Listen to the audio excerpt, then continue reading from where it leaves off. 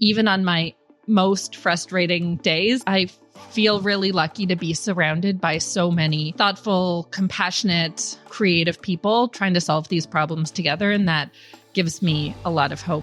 A home. It's something we all need. But for too many, having a safe place to make a home is out of reach. The challenges can seem insurmountable. And yet, each and every day, people are coming together to provide safe, quality, and affordable housing for those in need.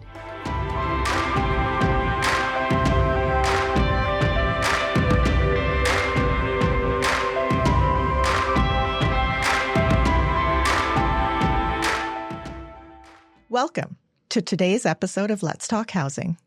I'm your host, Meeta Naidu. I'd like to respectfully acknowledge that I'm joining you from the ancestral and unceded territories of the Musqueam, Squamish, and Tsleil-Waututh Nations, where this episode was filmed. I'm very excited for today's conversation with the Honourable Christine Boyle, British Columbia's new Minister of Housing and Municipal Affairs. As she steps into this important role, we'll talk about what matters most to people across the province: more homes, affordability, and stability, and how her leadership will guide the next phase of BC housing strategy. For transparency, this episode is being recorded in November of 2025 and reflects the issues and priorities of that time. Minister Boyle, welcome to Let's Talk Housing. Thanks for having me on. Yeah, thank you for joining us. I'd like to know a little bit about your role before you became minister, a little bit about yourself, your story. Before becoming minister, you spent years, working closely with communities at the municipal level.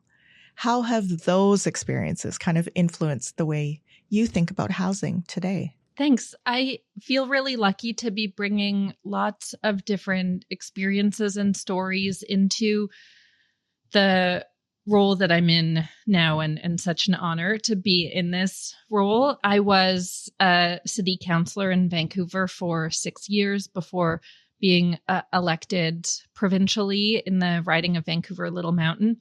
At the council table, I was really focused on affordable housing and equity and affordability, as well as climate action and climate resilience. And I think they all weave together in really key ways.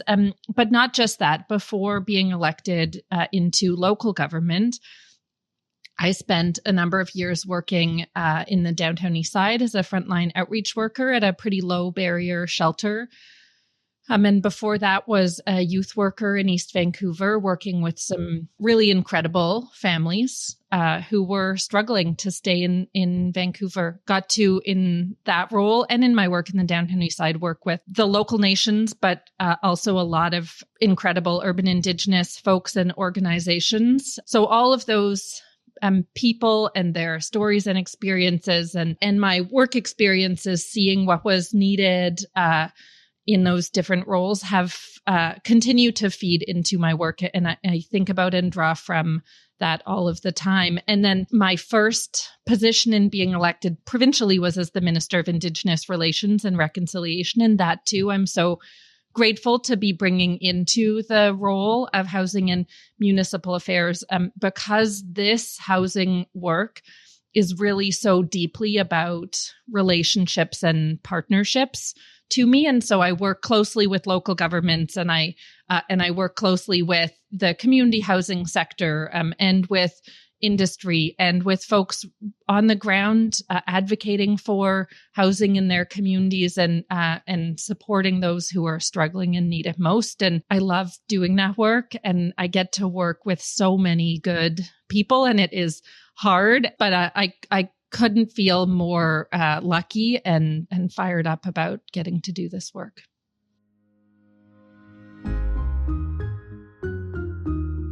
We don't know each other. And if I was to say, Minister, what are your core values? So you've mentioned advocacy, you've mentioned equity. What are some other core values that you think describe you? Oh, what a good question. I do think it's really, particularly in this work, for me about seeing the dignity in people, seeing the good in people, and creating the systems and structures that allow people to thrive. And housing is such a central part of that. We know that people need a safe, dignified place to rest their head in order to be able to be healthy and be able to contribute more in their community and all of these key things. So that dignity of everyone is what drives me. And then all of the work that we get to do in order to ensure healthy communities and a strong economy and safety and vibrancy across the province comes from that. Our strength as a province, and I hear the Premier Eby say this all the time, is really in the people of BC. And so our work on the housing front is central to allowing people to be their best and make us all a better province together. I feel your sense of purpose, and that's something I can promise you. And I've been here 2 years, so I'm relatively new to BC housing.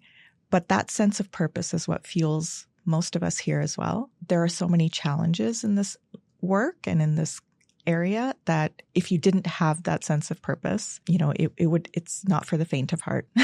Yeah. And that's what drives a lot of us here as well. Yeah.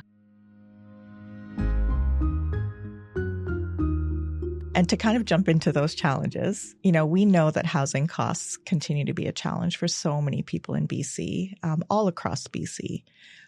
Can you share some of the highlights, some of the main actions that the province is taking to support affordability for renters and home buyers? Absolutely.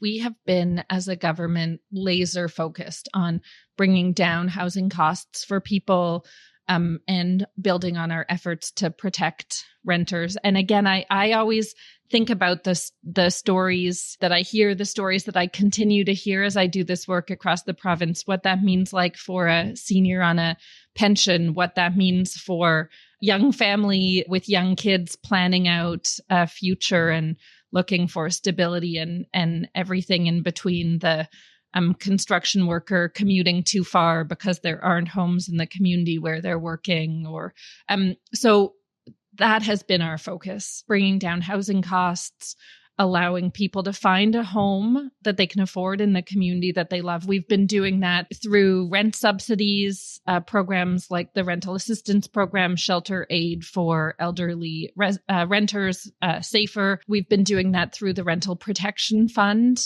protecting nearly 1,600 homes through BC with a $5 million capital investment to ensure that existing affordable rental homes aren't being lost to the private market. We've been supporting the creation of Canada's first province-wide rent bank, $21 million in funding to give interest-free loans to tenants in urgent financial need. So a lot on the rental side. We're also doing some exciting work around attainable home ownership, or what we have been calling AHI, Attainable Home Housing Initiative, working with Musqueam, Squamish, and Tsleil-Waututh nations on land actually in my riding of Vancouver Little Mountain on the Heather lands. And the nations have done an incredible job designing what that will look like. And we're working on structures that will see government investment that pays part of a mortgage to make the mortgage more affordable upfront, and then the investment is paid back over time. So some creative stuff on attainable home ownership and overall reducing costs by delivering more homes across the affordability spectrum and getting speculators out of our housing market to make sure homes are being lived in. All of this is making a difference. We're seeing rents go down. We're seeing vacancy rates go up, and we know we need to keep doing more of it. I've been watching rental stats as well, and they definitely have been dropping, especially over this last month. It's really good news. But people still say, build more homes faster, right? That is what we're hearing, on the front lines, in our inboxes, in our emails. What does that actually look like in practice? What does that mean? One of the things that I am so proud of about our provincial government's work on this front is really leaving no stone unturned. So like I said, we work closely with local governments, and we've been really leading the country in terms of eliminating restrictive zoning and allowing more housing options in communities across the province. And then we're using some exciting new tools to get there too. Innovations like standardized designs and prefab construction. We launched the Building Permit Hub in 2024, which is a tool in partnership with local governments again to get permits moved through the process more quickly through some digitized approvals so that permit approval can take days instead of weeks or months. That results in you and I, workers, families, seniors, being able to walk through the door of a home more quickly. BC Builds is a great example of that, which is work in partnership with BC Housing. It fast tracks rental homes for middle income workers by leveraging public and low cost land and speeding up development timelines, low interest construction loans, financing, and grants. Through BC Builds, we already have about 4,000 homes underway across the province. And then we're doing some really interesting work on mass timber and prefab as well. Innovative construction methods both allow us to get more value out of our forests and create more local jobs through every tree harvested in BC. We have 20 demonstration projects and 8 research projects through the Mass Timber Demonstration Project. So we're seeing more happen on that front, which is good news for housing. It's good news for climate. It's good news for forestry and our local economy. I could go on and on. Let me give you one last example on this front, which is DASH, short for the Digitally Accelerated Standardized Housing Initiative. It's a Made in BC online platform helping nonprofits, home builders, and developers design and construct 3 to 6 story buildings more quickly and at a lower cost using products manufactured in BC. So again, helping get people moved into homes more quickly and supporting the local economy and deepening affordability. Really good and creative and innovative work that's happening all in the service of homes for people. It's fascinating because I think the mythology out there is that BC Housing and the province only really focus on affordable housing. But it's so diverse. The programs are so wide-ranging, from sustainability to standardized designs to, digital acceleration. And there's just so much happening beyond, sustainable and affordable housing. There's so much happening. It's all so connected. I think that so deeply at every line in the way that we build to the types of communities that we build. I think a lot about affordability, of course, and also about climate and climate resiliency, and the tools and the solutions really need to be woven together. And I think we have so many examples in BC of how that is happening well. And that speaks to your core values again, right? Climate. Yeah. We recently recorded an episode and we brought forward some of the community workers that are really doing amazing things to support tenants. And as someone in a separate wing of BC Housing work, I was really blown away by the way, the province through BC Housing really connects to community and is building community and supporting community itself. What role do these kind of supports and community programs and wraparound services play in making housing as a whole, successful? It's so important. We know that people having a safe and dignified place to rest their head is like I've said, a really central first piece.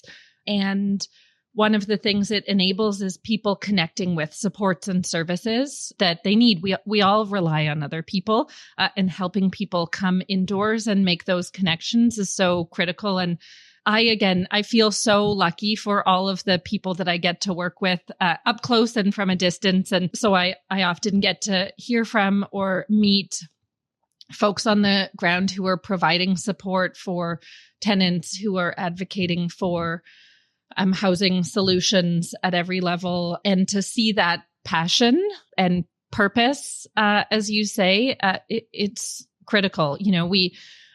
We know, for example, the data proves and points out that supportive housing helps communities by reducing incarceration rates by close to 84% compared to those experiencing homelessness, reduces hospital admissions by close to 32%, reduces the need for ER visits by nearly 70% compared to those experiencing homelessness. So just that work of getting people inside and connecting them makes a difference for those individuals and for our broader communities. We know that's the answer, and that people need a spectrum of housing and supports as they get back on their feet. And it's not linear, but we need to be able to bring people inside and welcome and support them, and then support them along that journey. And the folks who are doing that human to human work are really who make it possible, and a huge benefit to our neighbors who are most struggling, but really to our broader communities as well.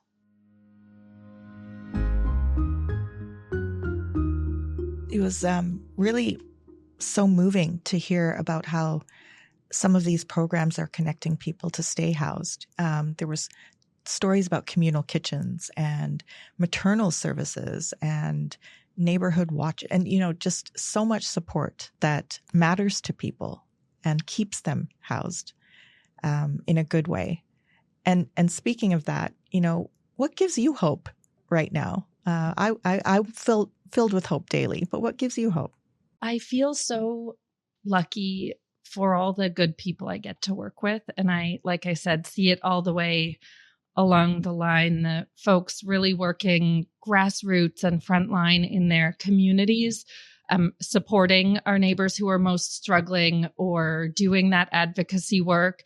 I am a nerd for local government, and I know how hard those jobs are. And so I'm incredibly grateful for the work I get to do with local governments. And it's not always easy, but their jobs aren't easy. And so I'm happy to just get to be in partnership and in conversation with mayors and councils and regional districts around the province. And I, in every one of those conversations, see the passion that those folks bring to the work as well. We have great folks working in BC Housing, working in my ministry in housing and municipal affairs. I have so many good colleagues in the legislature who bring the challenges and stories from their home communities to the table in Victoria, and are really working hard on making life better for people across BC.